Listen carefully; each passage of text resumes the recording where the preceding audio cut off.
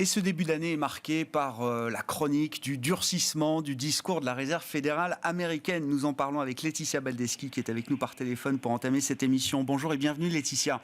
Vous êtes responsable des études et de la stratégie de CPR Asset Management. Jérôme Powell va donc prendre la parole cet après-midi devant le Sénat dans le cadre de son audition en vue de sa reconduction comme président de la Réserve fédérale américaine. Il va falloir quand même que le patron de la Fed s'exprime sur le compte-rendu de la dernière réunion de politique monétaire, les 14 et 15 décembre dernier, parce qu'à l'époque, Jérôme Powell n'avait pas laissé entendre sans doute que le débat sur la réduction du bilan de la Réserve fédérale américaine était aussi avancé que ce qu'on a pu comprendre à travers la publication des minutes la semaine dernière. On n'est peut-être pas au bout du durcissement du discours de la Réserve fédérale américaine aujourd'hui, Laetitia ? Effectivement, on ne peut que constater un discours très graduel, une montée en puissance de ce discours de normalisation monétaire très très graduel mis en place par la Fed, avec peut-être un tournant au moment de la reconduction par Joe Biden de Jérôme Powell à ce poste. Donc en gros, au mois de novembre dernier, jusque-là, on avait le sentiment que la Fed restait très patiente face à l'accélération de l'inflation et surtout la jugeait très temporaire toujours, donc finalement pas de nature à changer cette politique monétaire. On a vu que à partir de novembre, ce discours s'est inversé et a commencé à se durcir très graduellement.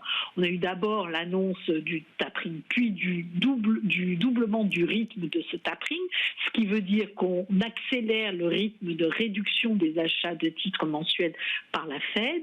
Et donc ça s'est fait pendant au mois de novembre. Et effectivement, à l'issue de cette dernière réunion de l'année 2021, on avait eu le sentiment que la discussion avait peut-être évoqué la problématique du bilan, mais de façon très lointaine. Ouais. Et en tout cas, rien n'était ressorti lors de la conférence de presse. Donc voilà, c'était quelque chose encore de très lointain. Ouais. Et puis la publication effectivement de ces minutes là la semaine dernière nous a fait comprendre que globalement c'était le sujet en discussion.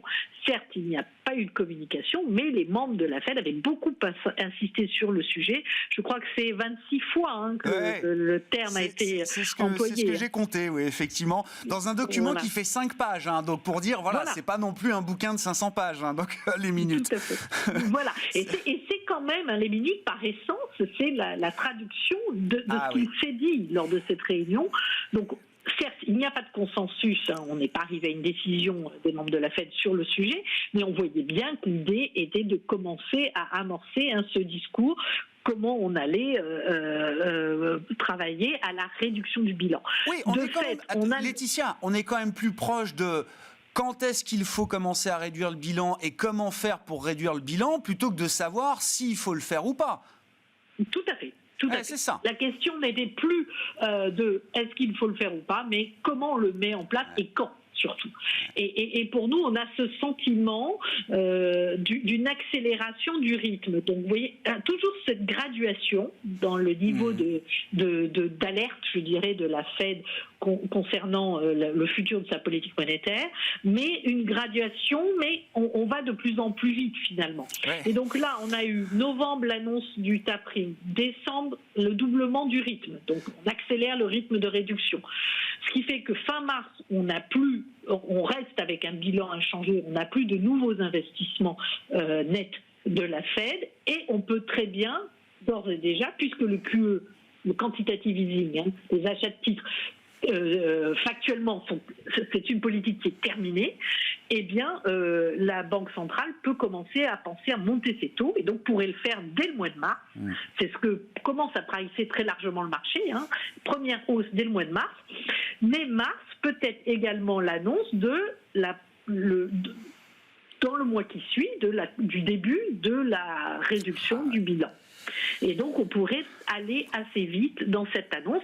Alors, ce qui ne veut pas dire tout de suite on arrête de réinvestir tous les montants, évidemment, de titres qui arrivent à échéance. On n'en est pas là.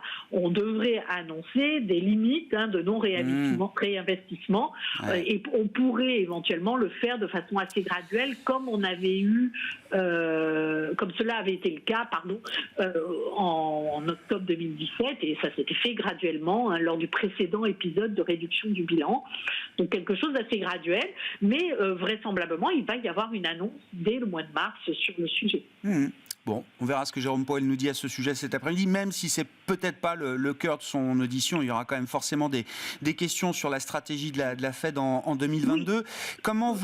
Comment vous qualifiez, comment vous observez la manière dont le marché se cale ou se recale sur le discours à la fois progressif de la Réserve fédérale américaine, mais qui évolue très très vite dans le même temps? Est-ce que les mouvements de marché, à commencer par la correction des marchés obligataires, est-ce qu'elle est cohérente avec cette progressivité et cette accélération du discours de la Fed aujourd'hui, Laetitia?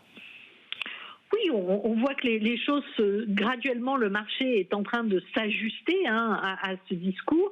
Alors, je le disais, le marché commence à presser une hausse des taux directeurs dès le mois de mars, ce qui sous-entendrait, avec un rythme de hausse de 1 par trimestre, 4 hausses sur l'année 2021.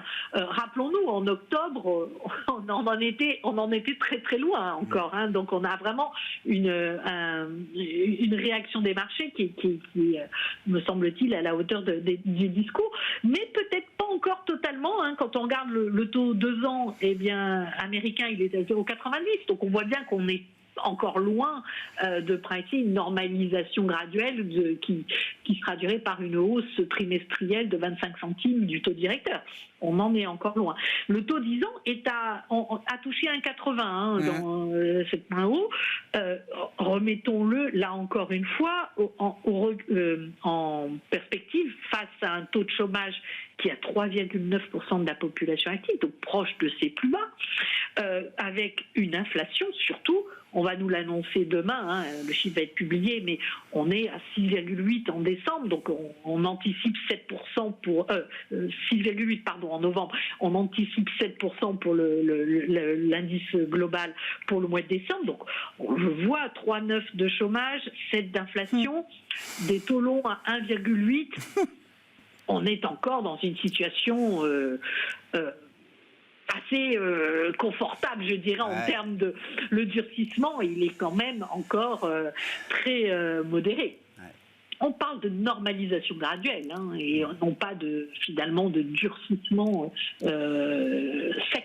Je dirais. D'ailleurs, c'est intéressant, on le voit sur les marchés actions, on voit qu'il y a quand même... Alors, il y a à la fois de l'inconfort et en même temps, on ne veut pas non plus jeter le chiffon trop vite. La séance d'hier sur le Nasdaq était quand même très emblématique de cette situation un peu schizophrénique chez les investisseurs. On a vu le Nasdaq perdre quasiment 3% au pire de la séance et terminer néanmoins juste au-dessus de son niveau d'équilibre. Oui, clairement, on voit que dès que les marchés actions baissent de façon un peu importante, on a des investisseurs qui se repositionnent sur ces marchés, qui profitent de ces points bas pour se reprendre une position, et donc ce qui limite finalement les corrections à la baisse actuellement. Mais effectivement, vous avez des perspectives de croissance qui restent très très bonnes pour cette année 2022. Macroéconomiquement, on a l'excès d'épargne sur le compte des ménages, qui quand même mettent ces ménages dans un confort, une situation financière assez confortable, malgré la hausse de l'inflation. Vous avez des perspectives de hausse de salaire assez nettes pour compenser cette inflation en partie. Vous avez des stocks au plus bas, des carnets de commandes qui sont au plus haut pour les entreprises. Donc, forcément, les investisseurs essaient d'arbitrer entre cette situation macroéconomique forte et une normalisation graduelle de la Réserve fédérale. D'où les repositionnements sur les marchés actions dès qu'il y a des baisses assez sensibles.